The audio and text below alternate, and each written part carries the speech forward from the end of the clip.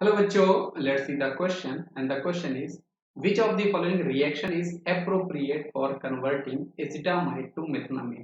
मतलब हमसे क्वेश्चन में पूछ रहा है इसमें से हमारी कौन सी रिएक्शन है। हमारे पास चार रिएक्शन दी हुई हैं। Hofmann hypobromide reaction, Stephen reaction, Gabriel phthalimide synthesis and carbylamine reaction. हमें ये बताना है इसमें से कौन सी रिएक्शन जो होती है हम यूज करते हैं reaction for the conversion of acetamide to methanamine. सबसे पहले बेटा मैं यहाँ पर आपको रिएक्शन जो होता है ना वो आपको लिख के बता देता हूँ। क्वेश्चन में हमारे पास यहाँ पर CH3 डबल बॉन्ड ONH2 की बात कर रहा है। मतलब ये जो हमारे पास एसिटामाइड है इसका कन्वर्जन हम लोग कर रहे हैं बेटा, वो हम लोग मेथनामीन मतलब CH3NH2 में कर रहे हैं, है ना। तो आइए हम लोग यहाँ पर बेटा ऑप्शन से क्रॉस चेक करते हैं कि इसमें हमारा सही जवाब क्या होगा।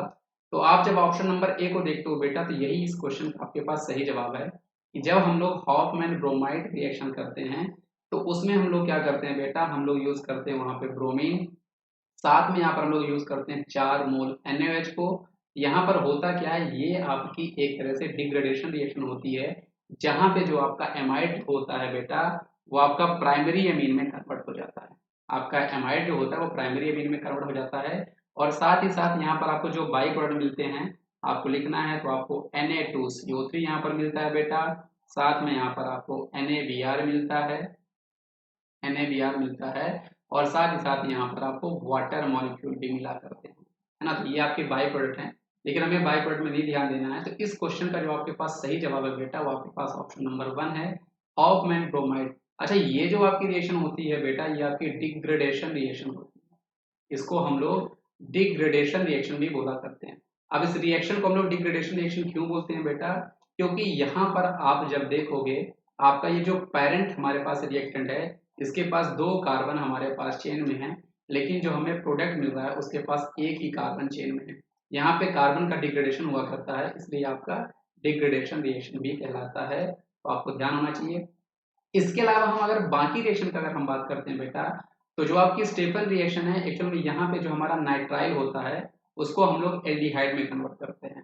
मतलब अगर हमारे पास यहाँ पर RC ट्रिपल बॉन्ड N है, इसकी रिएक्शन बेटा हम लोग SnCl2 और साथ में हम लोग यहाँ पर HCl भी यूज कर रहे होते हैं और इस रिएक्शन का यूज हम लोग क्या करते हैं बेटा एल्डिहाइड बनाने के लिए यूज कर रहे होते हैं। अगर मैं आपको गैब्रियल थैलीमाइड सिंथेसिस रिएक्शन की बात करूं तो इस रिएक्शन का यूज हम लोग प्राइमरी एमीन बनाने के लिए करते हैं और प्राइमरी एमीन में भी बेटा हम लोग केवल इस रिएक्शन की सबसे बड़ी खासियत है कि हम लोग केवल एलिफैटिक अमाइंस इसमें बना सकते हैं, हम लोग एरोमेटिक इसमें नहीं बना सकते। जहां पे हम लोग थैलिक एसिड का यूज कर रहे होते हैं उसके बेसिस हम बनाते हैं। और कार्बन एमीन जो रिएक्शन है बेटा ये रिएक्शन हम लोग 1 डिग्री एमाइन की टेस्टिंग के लिए करते हैं। मतलब अगर हमें प्राइमरी एमीन की टेस्टिंग करनी है तो प्राइमरी एमीन की टेस्टिंग के लिए हम लोग कार्बन एमीन रिएक्शन बोलते हैं। यहाँ पर होता क्या है, आपको आइसोसाइनाइड मिल रहा होता है, इसकी फॉलिंग इसमें होती है, ये हम लोग आइडेंटिफिकेशन के लिए यूज करते हैं फॉर द प्राइमरी एमीन। तो आई होप आपको ये जो पूरा कॉन्सेप्ट होगा बेटा ये समझ में आया होगा। इस क्वेश्चन का सही जवाब हमारे पास ऑप्शन नंबर ए था। तो थैंक यू बच्चों।